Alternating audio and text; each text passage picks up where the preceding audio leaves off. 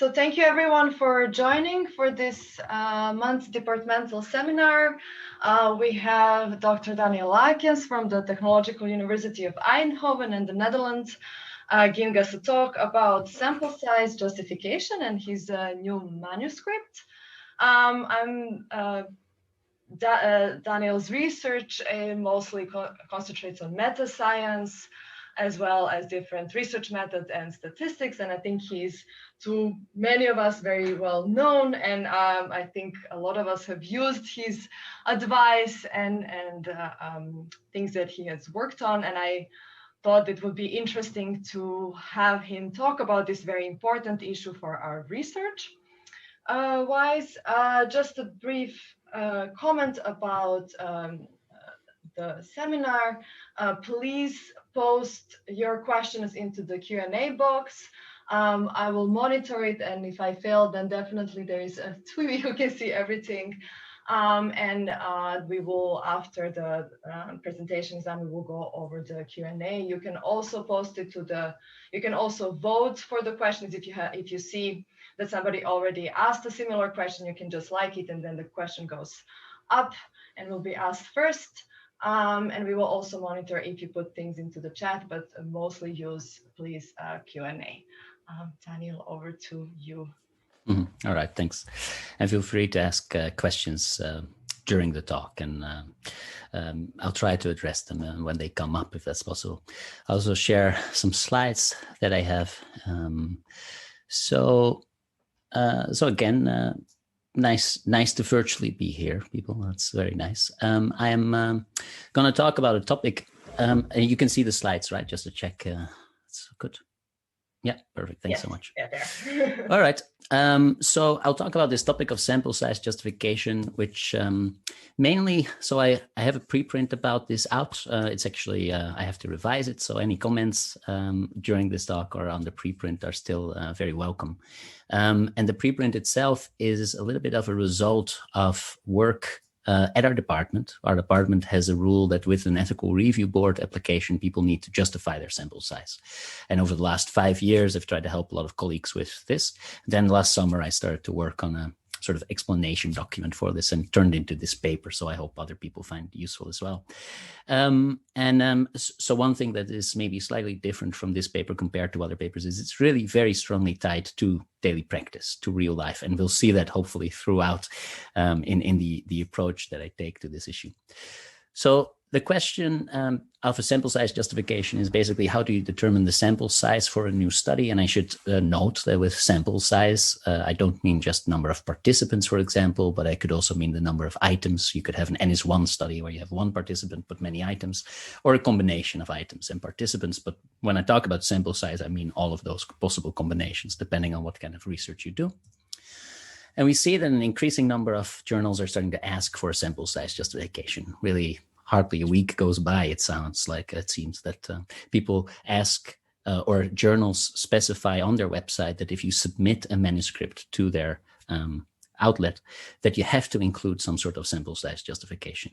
Now, this has been going on for a while, and of course, it takes a while for your research to get to the stage that you submit it. So this is why I think it's really important to already start to think about sample size justifications more carefully than we've been used to, because it's extremely likely that by the time that you're done, the journal that you want to submit this to might have also updated their guidelines about this a little bit.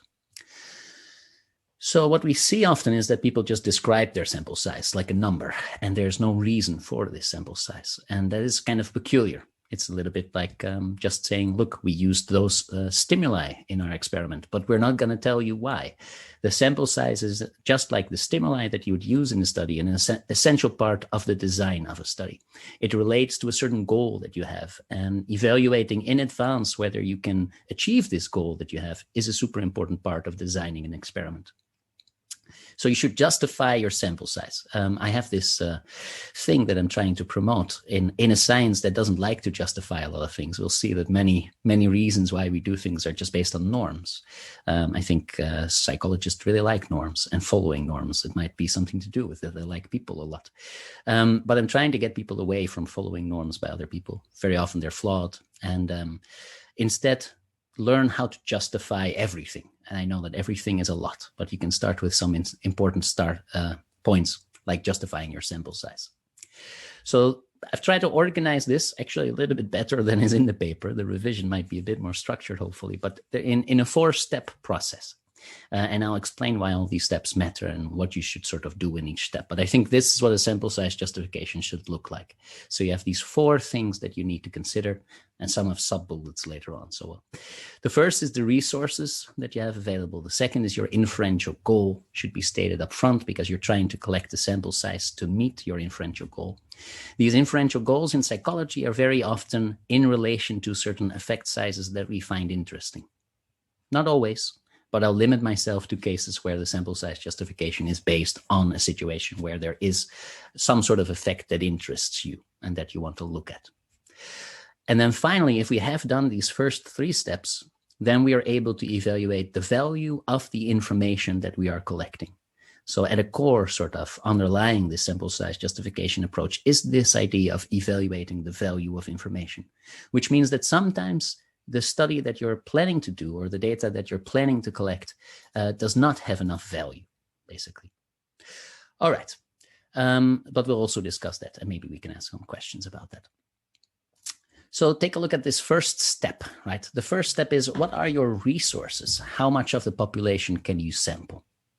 That's not something that people typically start with, and it leads, I think, to sort of problems. Because we almost always have resource limitations. Not always. So there are some cases where people can collect data from the entire population.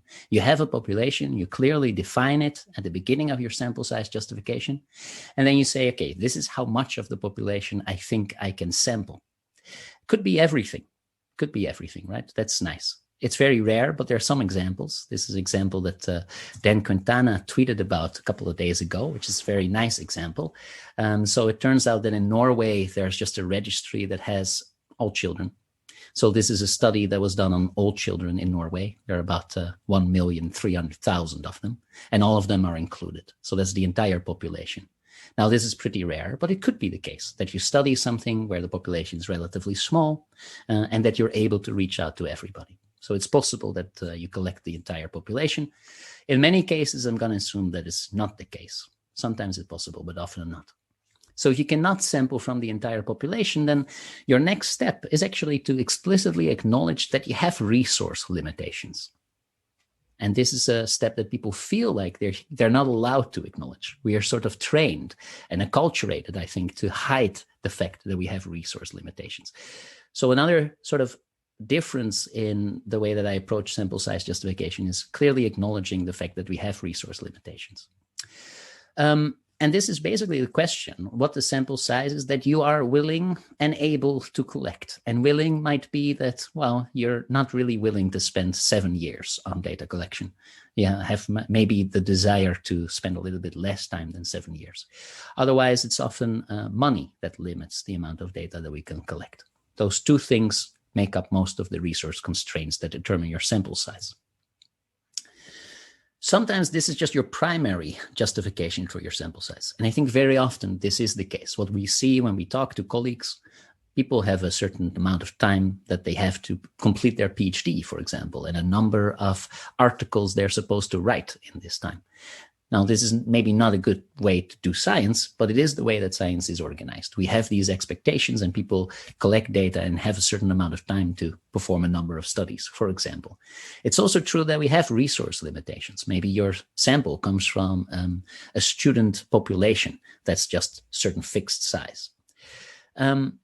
Even if it isn't your primary consideration, the resource limitations, it is almost always a secondary justification.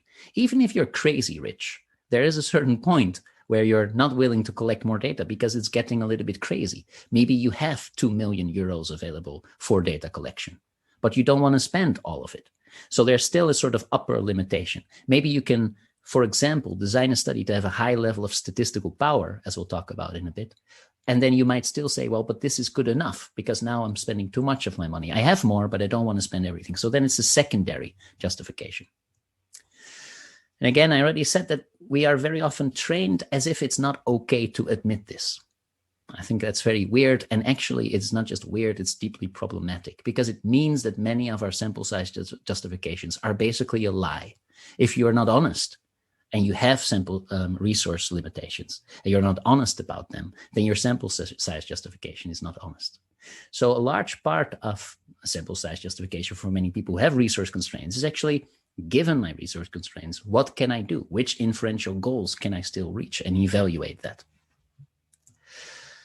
So let's take a look at some examples of this first step, what it might look like, right? So it might be that you can collect data for a maximum of 3 months, and you also have 1,500 euros to spend on a single study for whatever kind of reasons. Your study takes some amount of time. You have to pay people $12.50. And that means that you can collect basically 120 people. You check this off against the 3 months. You're like, yeah, that should be possible. And that is the limit of what you're willing to collect. It's one example. Could also be that you have a lot of money. You have no money constraints. And maybe your data collection can happen on mTurk. That's very nice. Then you're maybe limited by the amount of people that frequent mTurk on a weekly or monthly basis, right? So then this is your maximum.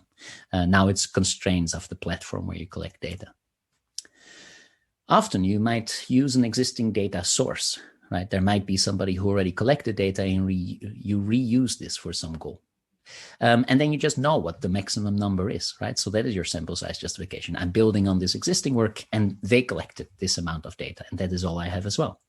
So these are just some examples of step one, where resource constraints play a role.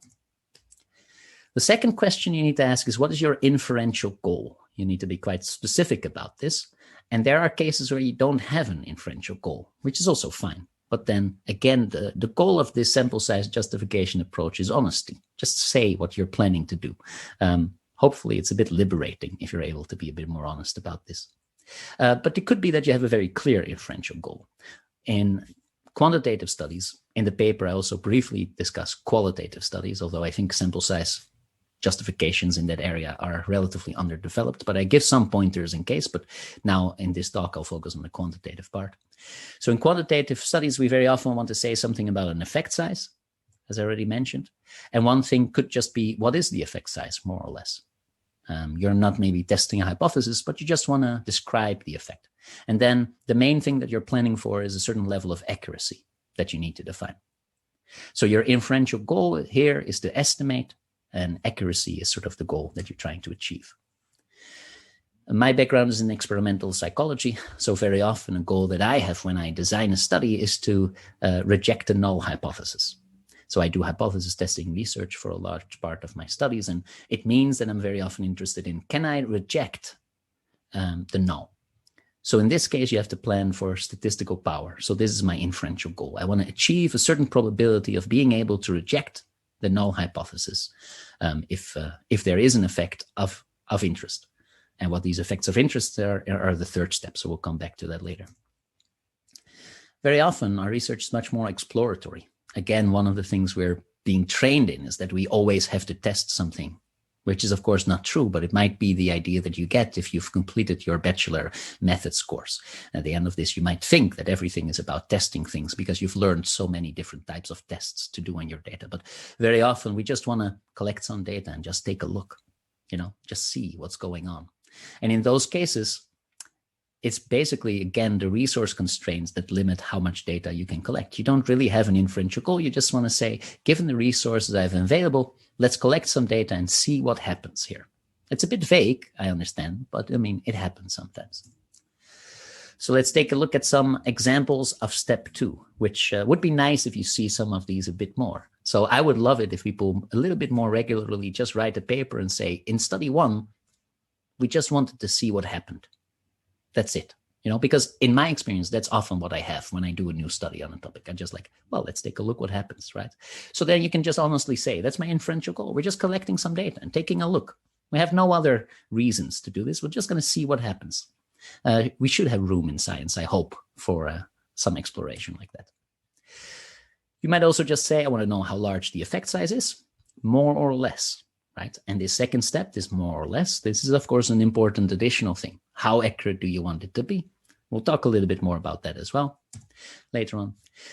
And sometimes you do, let's say, a sort of classic hypothesis testing situation. You design a randomized controlled trial or an experiment. And in this case, you might want to design a study so that the null hypothesis test is interesting. But of course, we've learned the limitations of p-values in null hypothesis testing. So you also plan your study to be informative for an equivalence test. If there's nothing, you also want to be able to reject effect sizes that are too small to be meaningful, basically. So you design a study for power, maybe for a null hypothesis test and an equivalence test at the same time. So this is the second step. And then we go to the third step. For some of these earlier steps, you need to think about which effect sizes are actually interesting. And you need to have an idea of what you're looking for. So let's take a couple of examples of how we can justify this step. If we do something like a power analysis, and again, all these other approaches are equally valid. I know that people very often confuse sample size justification with power analysis. You'll often see people talk about it in a way as if a power analysis is the most common way to justify your sample size. I don't think that's true. And in my experience helping out colleagues, that is maybe not even the majority of the cases where people actually use an a priori power analysis. But nevertheless, let's say that you've reached a point where you're ready to test a prediction, then it is best practice to be able to design a study that is well powered for the smallest effect size of interest. There's always some uncertainty about what the true effect size is, what your expectations are. But if you're able to say, look, this is the smallest thing I care about. If it is smaller than this, that might be what the true effect size is, but then I don't care about it anymore. It's too small to study. It's not practically relevant anymore. It's not the effect that I'm theoretically predicting. Those could be reasons to determine a certain smallest effect size of interest. So then you can design a study that is well powered for this smallest effect size of interest, and you can perform, instead of a null hypothesis test, you could even decide to perform a minimal effect test, where you can say the effect is not just zero, but it's also larger than the smallest thing I would care about, and you can perform an equivalence test. The second thing to take a look at, especially if you have resource constraints, and the resource constraints are the main reason why you're collecting a certain sample, then like in a power analysis, what we're doing is we're computing the sample size that we need to achieve a certain desired power given a narrow rate and smallest effect size of interest. But if we have the point where we have clear resource limitations, in those cases, we're not computing the sample size we need. We already know the sample size we're collecting. And in that case, what's more interesting is taking a look at, first, what is actually the minimal statistically detectable effect? Now, you probably know this point of a critical test statistic, right? You might even remember that if you have a t-test, and you have a very large sample, then the critical test statistic is a value of 1.96. Remember this 1.96 value, that's the critical test statistic. We can't really interpret a critical t value. I mean, your power analysis software will give it to you, but we don't really interpret it. But you can actually, given a fixed sample size, so if you already know that you can collect, for example, 60 participants in each condition of an independent t-test, like is illustrated here on this picture, if you already know that you have 60 participants in each independent group, then what you can do is transform this critical t value into a critical d value, a critical effect size value. What this graph basically shows is that you will have to observe a value larger than a Cohen's d of 0.36, and otherwise your test will never be significant. If you observe a smaller effect than this, it will not be significant. It's good to check this value off against the literature you're in. Does it make sense to even expect effects that are much larger than this critical value? Because if not, then there's not so much use in collecting this amount of data, at least not if you want to observe a significant result. Again, it's fine to still collect the data, but now you want to shift your inferential goal from a test to maybe just something else, like describing it, right? So all these steps are interrelated, of course. If one step tells you that you can't achieve a certain goal, it's fine to go back and choose another goal, right? All right, so this is a second way to look at which effects are interesting, which effects could be statistically significant. A third thing that we very often recommend, it's not best practice, as smallest effect size of interest is typically better if you can, but often people will just say, take a look at what you expect, maybe read a little bit of the literature, look at some of the studies. If you're lucky, get a meta-analysis that gives you a meta-analytic effect size estimate, and then use that as your expected effect size. So if you have clear theoretical predictions or you have previous research, you might be able to take a look at, well, given the effect size that I more or less expect, and then take a look at, for example, the power that you would have or the accuracy with which you can detect an effect like this.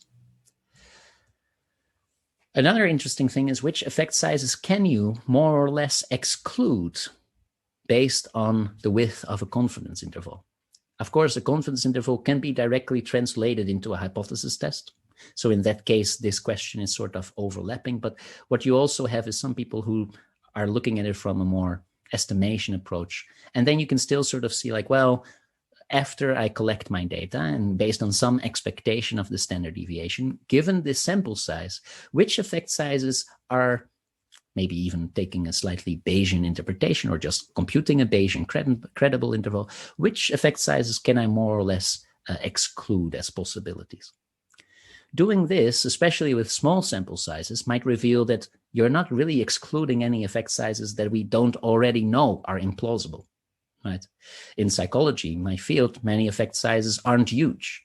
So if I collect a very small sample size, then the only thing that I'm going to learn is that the effects are not huge. But I already knew that because that's just the case for all findings in my field.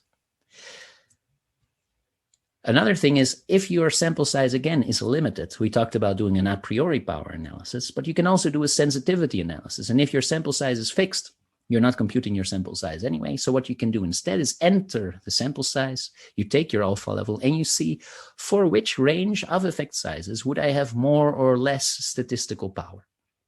This is very useful if you have resource constraints. You can take a look, does it even make any sense to assume that I have some power to reject the null hypothesis for effects either in a range that I expect or for the smallest effect size of interest, or you look at all of these effects, right? So evaluate it across a range of interesting candidates, maybe also evaluate it across a range of interesting levels of power, so maybe 80%, 90%, and 95%. And then you sort of have an evaluation like, okay, does this have some shot, or should I just, again, not hope to test anything here because I don't have enough people for it? A last thing that you can look at, it's a little bit related to what I said before with the width of the confidence interval, is which effect sizes are more or less likely in your research field. There are some studies where people do a meta-analysis. So they pull all resources together. This is from, as you can see, Richard Bonds and Stuka Zuta in 2001, I believe, where they have a meta-analysis. So they pull together all sorts of meta-analysis, and then you get effect sizes with a distribution like this. So we see that most effects are relatively small, some are a little bit bigger, and then you can use a distribution like this. It's not the best approach, but sometimes this is the last sort of thing that might still be useful if you really have no other reasons to have an expectation. I'm not too big a fan of this, but I'm just mentioning it just in case. All right, so some examples of this step 3, right? Which effects are interesting? How do you specify this in your sample size justification? Well, for example, you might do a replication study and you say, there was a previous study that found a correlation of 0.3. However, I actually think that this is a fluke. It was a false positive. I don't believe this effect. So what I want to do is collect data so that I can exclude an effect of 0.3. I can reject effects of 0.3 or larger, and I can say, look, this is not what's going on, right? The effect is likely smaller. Might be one goal that you have. Another is maybe you work in a field where people have established what the minimal clinically relevant difference is. So you see this in clinical psychology, maybe, or in pain management, for example. People have established the smallest effect that is still subjectively noticeable. We recently published a paper with Farid Anvari on this, where we look at this for the PANAS. What is the smallest difference in mood that people subjectively experience as a difference? So if you feel a little bit better, what kind of effect size or mean difference on the PANAS does it actually translate to? So some fields have their measurements sorted out to such a professional level that they can say this is subjectively the smallest effect size that people can experience, and that's a pretty good target value as well. And sometimes you might say, well, look, I just want to have a certain level of accuracy. I look at a correlation, and anything within a range of 0.1 is fine. Again, this is more the accuracy approach. I have to be honest that with these accuracy approaches, I'm never completely sure how people determine this width of a confidence interval that they feel comfortable with. So this 0.1. I mean, I can say something like 0.1, but you should justify this yourself.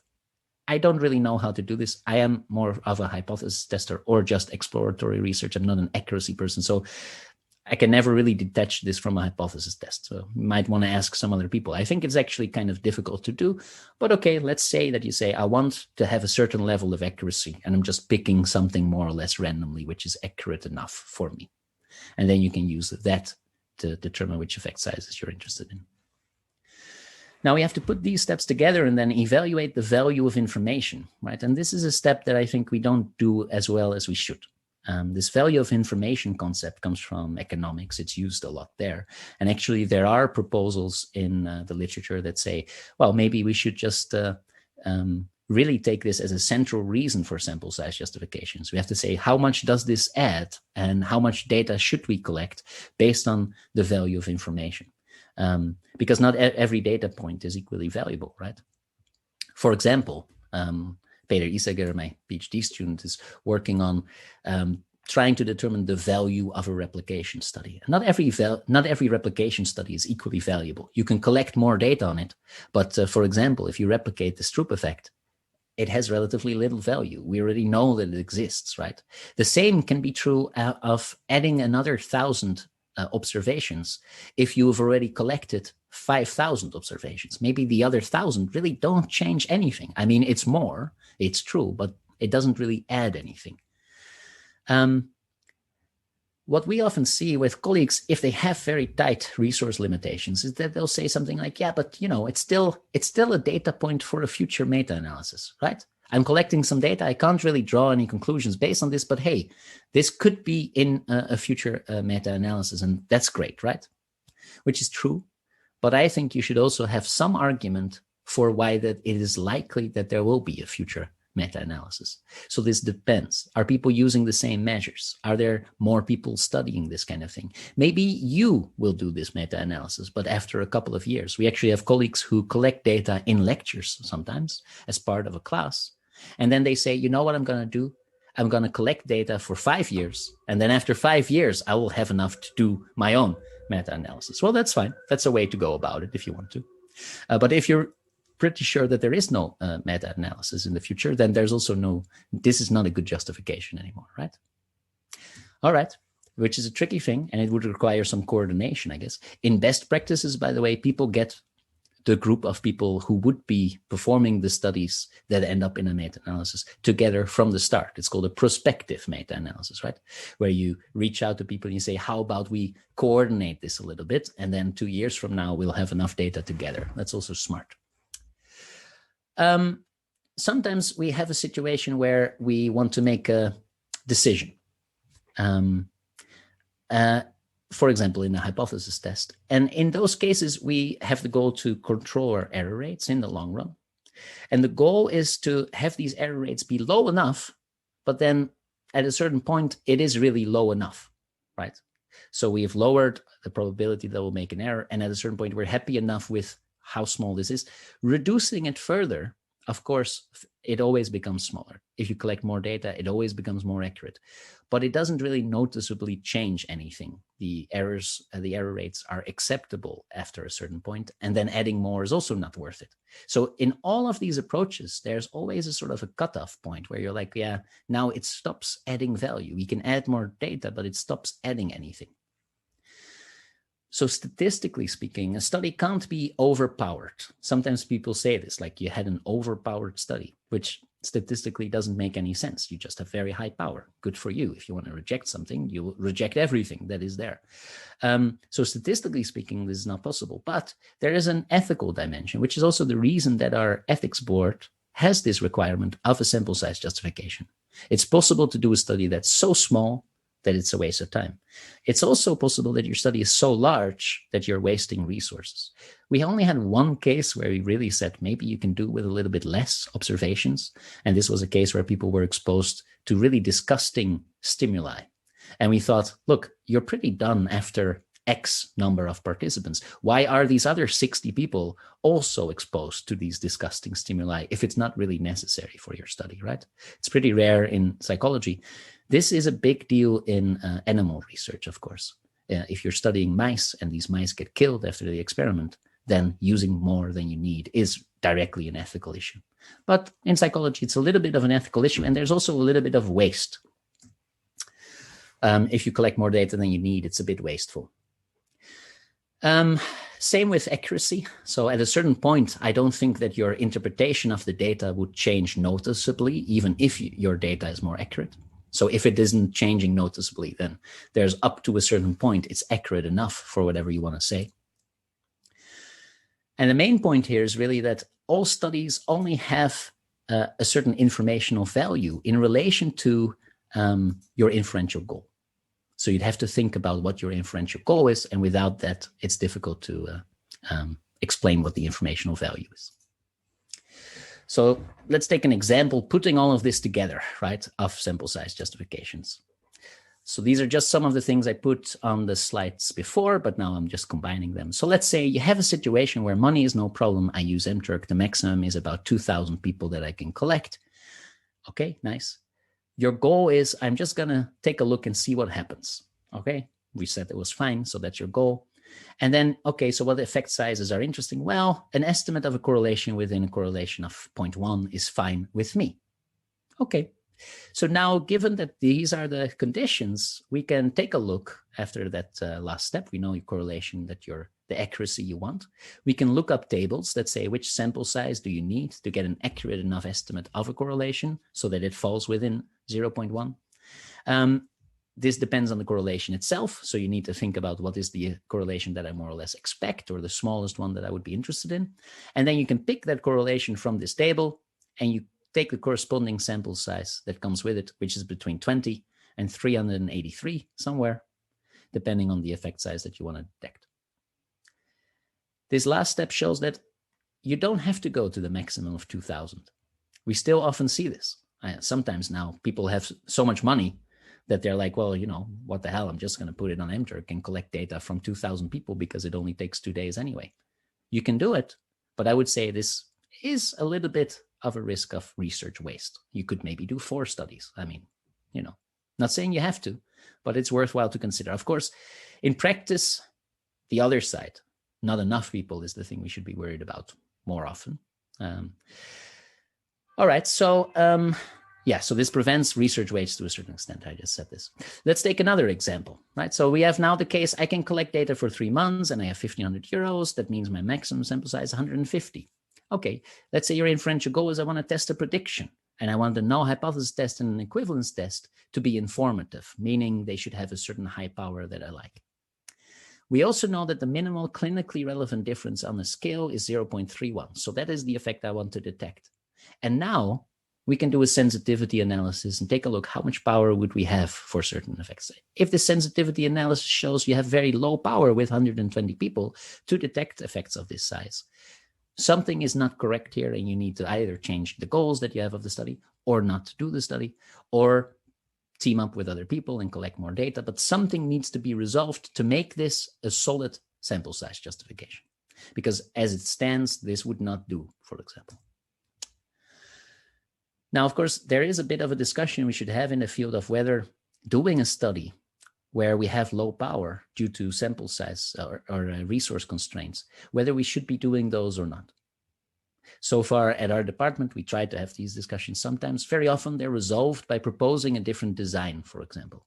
Sometimes people come in and they say, look, I have these 4 conditions I'm interested in. So I'm going to distribute the sample size that I have. I can only collect so many people, but I'll distribute them across 4 conditions. And then sometimes the ethical review board says, how about you start with the 2 conditions you're actually most interested in?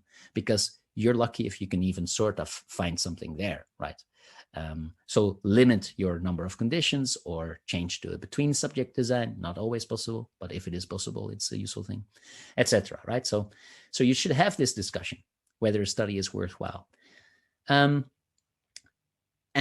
that depends a little bit, right? There are a couple of things to discuss, to keep in mind there.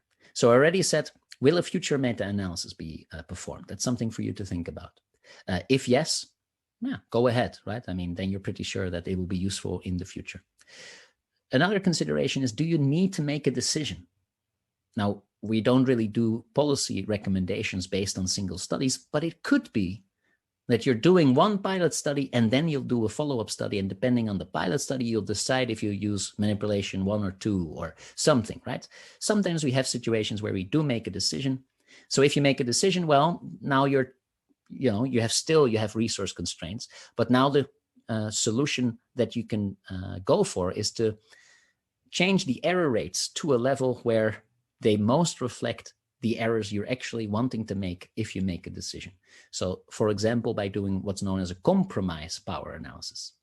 So now you're changing the error levels in the test, the alpha and the beta, in a certain balance so that you're, for example, minimizing your error rates. And that's a sensible thing to do. If you have to make a decision, the best thing you can probably do is just minimize the combined error rate, alpha and beta. So that's an approach, compromise power analysis. Most people are familiar with G-Power software, which was actually created to allow people to do compromise power analysis. They don't do it, but that was one of the goals to make it. You can think about these questions. What is the critical effect size? Which effect sizes are excluded by a confidence interval? Which effect size can you detect with sufficient power? So all of these questions should be, or some of these questions should be addressed if you have clear resource limitations and you still want to go ahead and do the study. Now, of course, a sample size justification becomes just a meaningless hoop to jump through if the answer is never that the information of value is too low. The result of a sample size justification should sometimes be there is no good justification to go ahead. It should happen sometimes. Otherwise, why do all this stuff, right? Then this becomes meaningless. So sometimes you should conclude for yourself, I now realize that if I go ahead, this is not going to be worth it. It might be good to realize this before you go ahead, because otherwise maybe your reviewers are going to accuse you of having done a study that is uninformative, right? So you're still having this problem, but then later on. So this is something to keep in mind. So to conclude, there's, I think, a real importance of taking all of these steps into account. I mean, this is just an overview. The paper that I wrote is a bit long. I know I actually submitted it to Collabra, which is one of the few journals that just allows authors to write ridiculously long papers without page limitations. But it's about 25 pages. But you can just take a look in the article and find the sections that are most relevant to your goal based on the steps that I sort of explain here, right? So I would invite you to carefully think about your sample size justification for your next study. I am 100% sure that in the future, we'll just see more and more journals have pretty high standards with a justification, not just stating your sample size, but saying, okay, why did you do this? One of the nice things about the paper, I think, is that if you happen to run into a journal that has sort of best practices, but not really best practices, they're trying to do best practices, but they don't completely understand it, and they force you to do a power analysis, this paper will tell you, no, that's not the only way. There are other reasonable ways to justify sample size. And if you have clear resource limitations, the paper is also a reason to say, look, this is still valuable. There's still value of information in this study. Now, I should say that one of the benefits of posting a preprint is you can see how people cite your paper, and sometimes they do this perfectly. For example, they say, we collected data from 19 people. These were sexual assault victims, and we're pretty happy that we could find so many people who are willing to participate in our study, but that's all we could find. But we still think this is a super important topic. That was one of the examples. Clear, right? It's clear. Small sample size, but the value of information is clear. There are also people who just try to cite this and get away with saying, yeah, we all have resource limitations. Because, the researcher wanted to go on a 3-week holiday. So then the researcher only had time to collect data for 1 week, and that was it. Lackens 2021. That is not a good sample size justification. That's actually not what I write in this paper. People have been trying to cite the paper like this, but you have to go through all these steps. Okay, you have resource limitations. And now tell me what your inferential goal is. And now tell me what the sample sizes that you find interesting are. And now evaluate the value of information. Don't stop after step 1. That is not the proposal, right? If you see this in reviews, stop these people, please. I don't want to be cited for that reason, please. All right. So carefully think about this. It also makes sense to write this justification in detail up in advance, like pre-register it, for example, and always include this sample size justification in your article. All right. Thanks. And there's ample time for questions if you have some. Thank you so much for your wonderful talk. We already have quite a bit of questions. I'm going to start with first one. I think you already partially responded to it, but Salvik asked, so sometimes as PhD candidates, we're instructed by supervisor that if there are resource constraints, the study should not be done at all, or there is no point in doing the study. What would you recommend then in cases like this, where there is reality, there are time and money constraints, for example, during a PhD trajectory, yet I think sample size justification should be done, which is hard to know in my field. Yeah.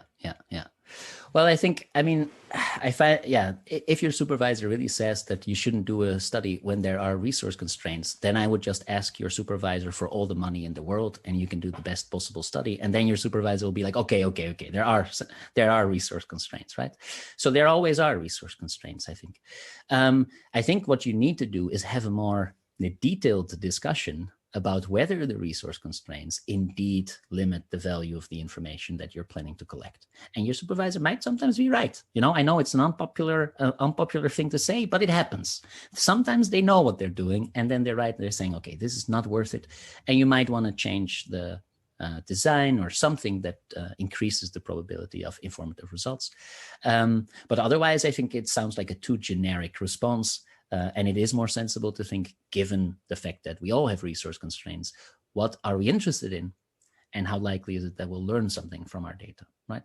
And I think very often that is the case. So hopefully that helps a little bit in having a bit more informative discussion about the goals. Yeah. Thank you. So there is another question by David. David says, predictably, I'm going to ask a question about p-values. Justification of sample size is based on controlling type 1 errors, but there are sound arguments that under conditions where it's appropriate to test a point null hypothesis, then your false positive risk, if your observed p equal 0.5, is not 5%, but 20 to 30%. Isn't this relevant to determining sample size? Yeah, so first of all, I think what David proposes is not to take a look at the type 1 error rate, but the false positive risk. And actually, he has a very nice app, a Shiny app, which I'm hosting on my Shiny server, where you could also plan the sample size, not for the type 1 error rate, but for false positive rate. It doesn't change the story. The story is still the same. Think about your inferential goal. And whether or not you want to control the type 1 error rate, which I am fine with, but David doesn't like, or whether you want to control the false positive rate, that is up to the researcher. They can come up with their own inferential goal, and the reviewers, of course, if they like it or not. But the logic and the sample size justification stays the same. And to continue the discussion on p-values and type 1 error rates is fun for another talk, another time. So a question from Irene taps into a little bit, how do we communicate this to everyone? So she asks, as subjective decisions are frequent in many phases of the research design, data preprocessing, analysis, thus increasing the critical details we need to justify, do you have any suggestions on how to make papers readable for a broader audience? For instance, listeners who are unfamiliar with statistics. And what about those massive supplementary materials that nobody actually reads? Yeah. No, this is a lovely question. And actually, it's not off topic at all, because it's one of the main things that I'm trying to include in the revision of this paper. So it's not in there yet. But what I want to make is basically supplemental material that is sort of like either a decision tree or a machine readable sample size justification file, where all these steps are fields you can enter. And you can include all this information in a file.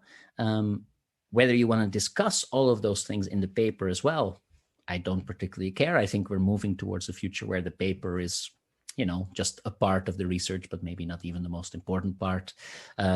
So the most important thing is there some structured way to highlight all these things that you need to justify? And I hope to be able to provide at least some structure. and other people might add things, right? I mean, or make their own structure. That's fine. But I think this is important enough to just be a form, basically, be a sort of a form where people help you to guide you through what you can fill in. And if you want to submit that to the ethical review board, they should have everything they need. One of the problems we often have is we ask for a sample size justification and we know what we want, but we just have one box that says give a sample size justification. And I think you need, like Jane says, I mean, there are a lot of these subjective decisions, like a lot of the things you need to check off as well as possible. So helping people with a bit more structure hopefully helps. So, and then I would just keep it in the supplement, yeah, or maybe only review it during the first stage of a registered report, for example. Yeah. So Carlos follows up on a more specific question about the influence of measurement methods in sample size estimation, which comes up quite often in psychology and behavioral science.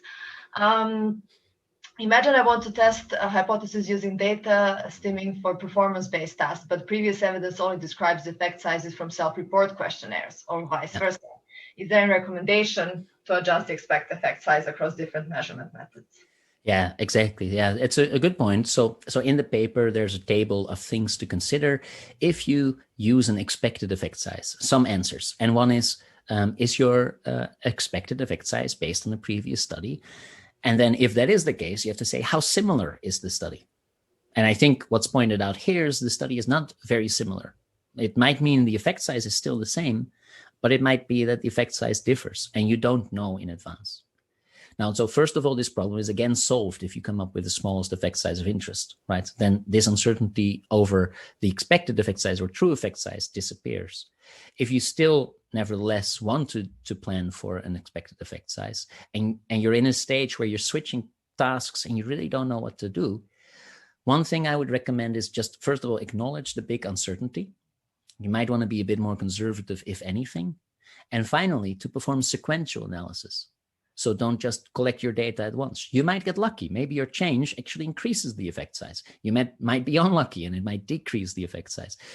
So I would say plan for whatever your feasibility constraints are, but also do a sequential analysis, controlling error rates. You can look halfway or maybe at a third and at 2/3 of your data collection. Basically, you're just in a situation where there's too much uncertainty to know exactly how to plan your sample size. And it's better to then use sample size collection techniques that allow you to have a bit more flexibility. So in the paper, I also highlight the importance of sequential analysis in the case of these more uncertain situations. So maybe that helps. And maybe you have a good theoretical model to predict that the measure doesn't matter, right? So if you can say, yeah, this is similar, theoretically, this should work exactly the same, then you're fine. But it all depends on, the area you're working in. And otherwise, acknowledge uncertainty. It's just present in many things that we do, especially with measures in psychology. They are all over the place and we switch them up so often. Sequential analysis are a solution. Quark follows up on the advice for sample size justification for cluster design experiments. I'm not completely sure. Cluster, does that mean multi-level, for example? I guess so. Or maybe not, and then you can let me know. But in essence, the specific design doesn't really matter. It matters, of course, for the type of power analysis that you do or how you calculate the accuracy or those kind of things. But it doesn't matter for the steps. The steps remain the same. It's just sometimes more difficult. If you have a very complex task, it can be really difficult to figure out, to relate your design to your inferential goal. Like if I would do a 3x4x2x3 repeated mixed ANOVA. I mean, I stopped doing those because my brain can't handle them. But let's say you do this, it might be so difficult to really come up with a real informative power analysis that you want to do a test, but you just can't predict what the power analysis should even look like. You have no idea what your data is going to look like. In that case, you can't bridge the divide between your inferential goal and the test that you're doing. And then in essence, what you'll just have to do is collect some data and see what happens, right? Because you're not at the stage again where you can make those predictions. But otherwise, if you do know your data pretty well, you know your measure, then you can just do a power analysis for it, simulate data, for example, for any kind of design and do a power analysis or look at the accuracy or whatever your inferential goal is. So again, the basic structure should be the same of the justification. Thank you. So I think the next question from Cyril. Cyril struggles with wondering smallest effect size of interest and finds it difficult to estimate. Do you have any recommendations? Do you think it's better to estimate based on raw score, interfaces, or based on effect size, and which could be more difficult? Yeah, in general, I think we should, as a field, try to stay at raw scores as much as possible. For all sorts of reasons. And I think they will become more clear in the future, actually, if we manage. We just had a nice meeting about something like this yesterday. I would go for raw scores as much as possible. That's step one. Although I do acknowledge that people often use standardized scores because they don't really know where to start otherwise, but you should then at least try to move towards raw scores and understand your measure well enough to understand the raw scores. So that's step one. The second step, like, it's difficult to come up with. I'm just sort of smiling like, yeah, but isn't it super important? Like, it is super important to say what actually matters, right? It's such an important question. And I'm sorry for, talking about this idea and promoting it so much. But I think as a field or as a subfield or with colleagues, this is a great topic for discussion. So you should talk, because it is a content question. I can't answer it for other people. And it might be that initially people are just like, well, effects of this size, if it's smaller than that, I would really need to have a good reason to study it. So let's stop here. Well, that's not a very theoretical or practical reason, but it might just be this is what we are willing to study. And I definitely know many people that just have an effect size where they're like, well, if it's going to get smaller than that, I don't care about it anymore. Okay. It's not theoretical, but it's fine for starters. And after doing research at a certain point, you might have a point where you're like, okay, now we really want to know if this Higgs boson is there. Let's build this $16 billion machine to measure the smallest possible things we can measure because we need to know, right? So there might be a point where you want to know smaller things.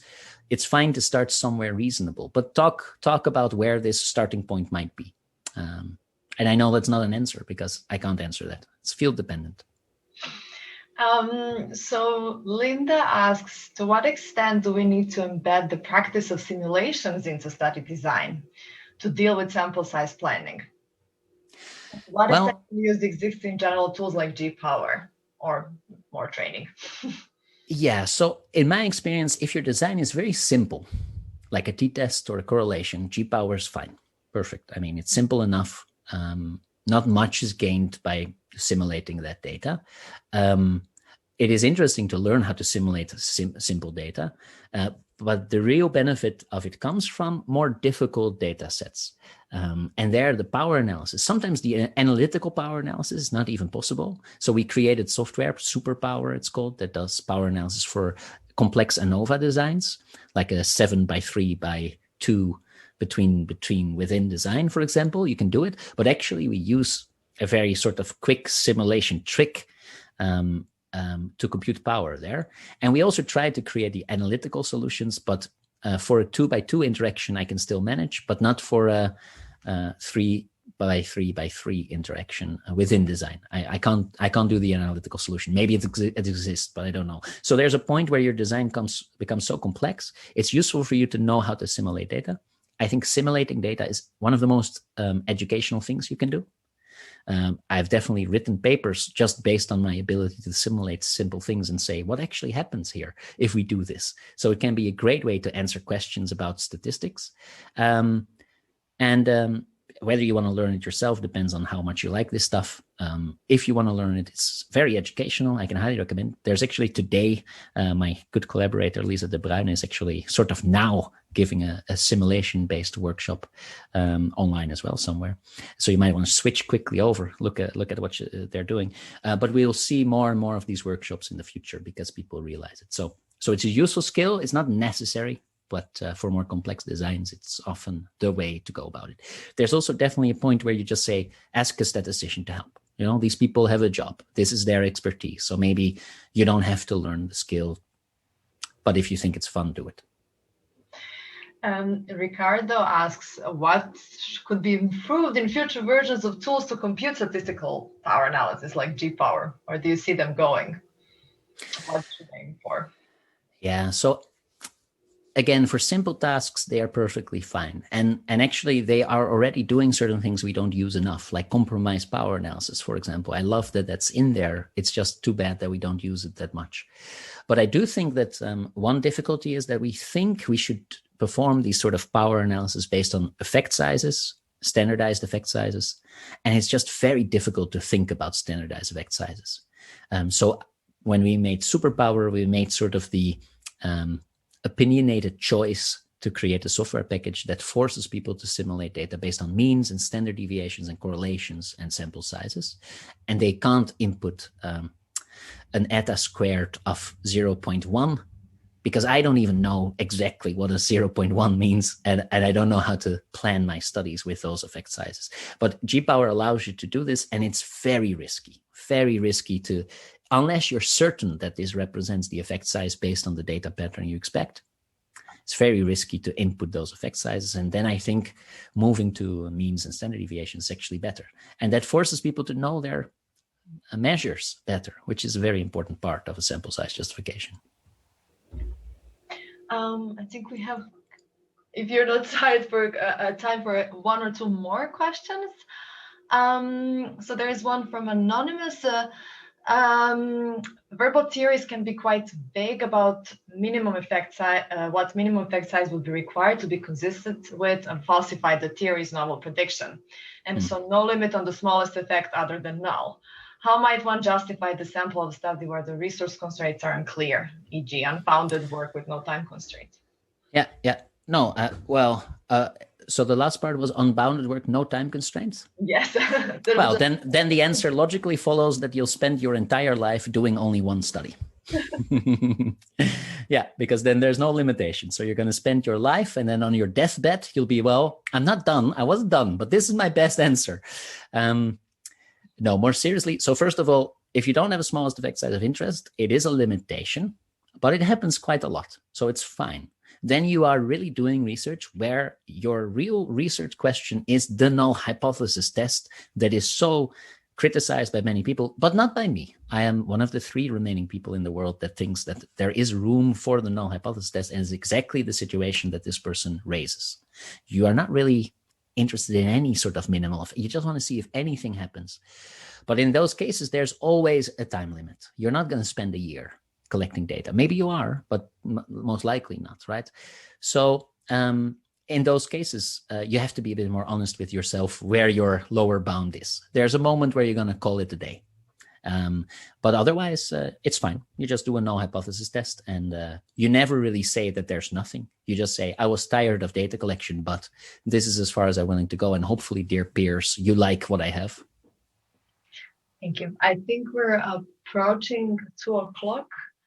I don't know if there's any time left, Tweety, for another question or so. I have time. Okay. So let's agree that people can leave, and I won't feel insulted if they leave. Yes. But I'm happy to hang around for another 10 minutes or so. I mean, no problem. That is wonderful. Thank you. There is another question by Savik. Says sometimes we see sample size justification paper which say that our sample size is like others.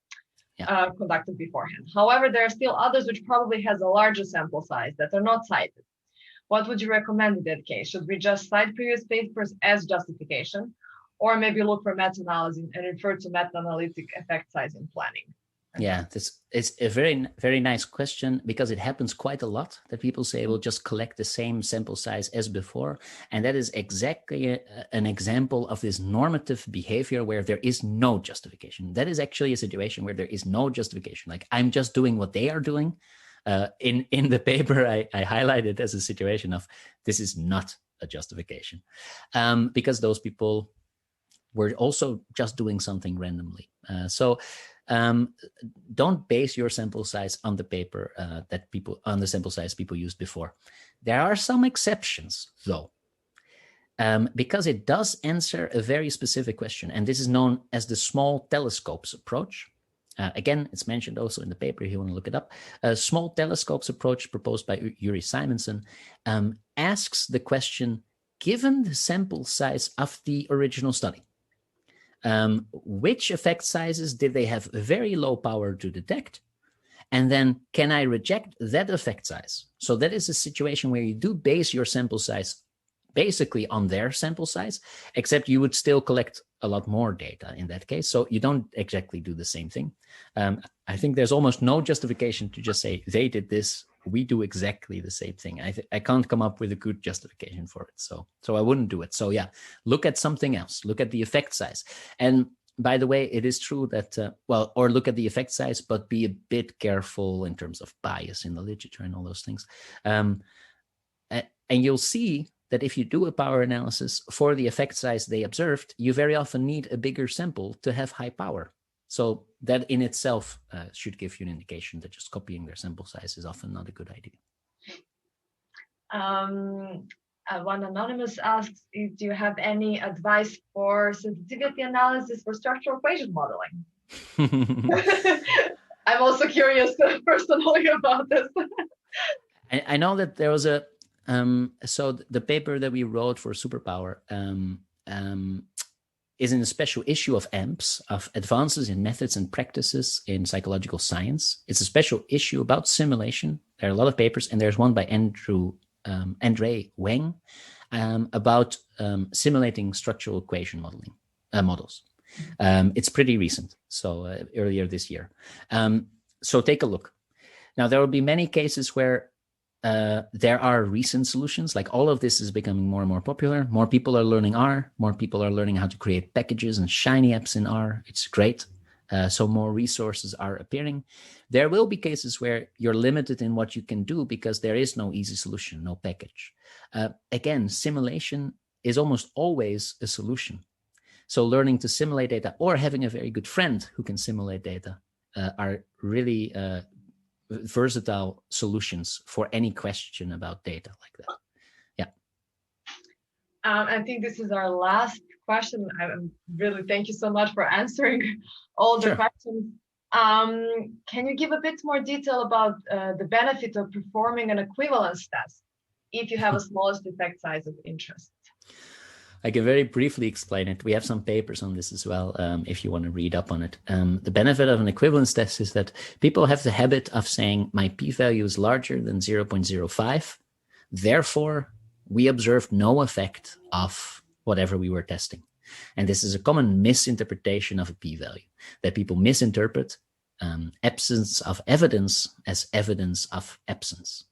Just because your data is not significant, it might just mean you didn't collect enough of it. So the solution to make an informed judgment that nothing that you care about is going on is an equivalence test. And in that case, you're not testing against the value of 0. You're specifying what would I care about. Let's say that you're interested in effects of 0.5 or larger. Okay. And now you can say, I found an effect that is so close to 0 that I can statistically reject an effect of 0.5 or larger. So whatever the true effect is, we don't know, but it is, I can be very, very sure, and I can act as if it is not big enough for me to care about it. So that's basically the question and equivalence test answers. It is just the reverse of a null hypothesis test in some ways. And in that sense, you could, it's just a t-test. It works the same. You get a p-value. We now teach it sometimes alongside the introduction of the t-test in the first year. It's not difficult. It's just for some reason we weren't educated about it, but it's a very useful way to think about null results in any case. Thank you. I think this is all. Thank you so much for answering all of this, and for everyone who is left on. We will be posting the full video and all the answers there. I think Tweety texted in the chat that it will be already available on Monday on the website, so you can share it with others as well. And for you, Daniel, as well, you can also share. I think you've done amazing work here. So if you can share it with everyone, the recording. And yeah, thank you so much. I think this has been extremely informative. We're fingers crossed for the paper to be soon published as well officially. But I think we've already sent around the preprint to everyone, so you can already check it out. Okay, thanks so much, everyone. Thanks for the questions. Thank you so much. Have a lovely day, everyone.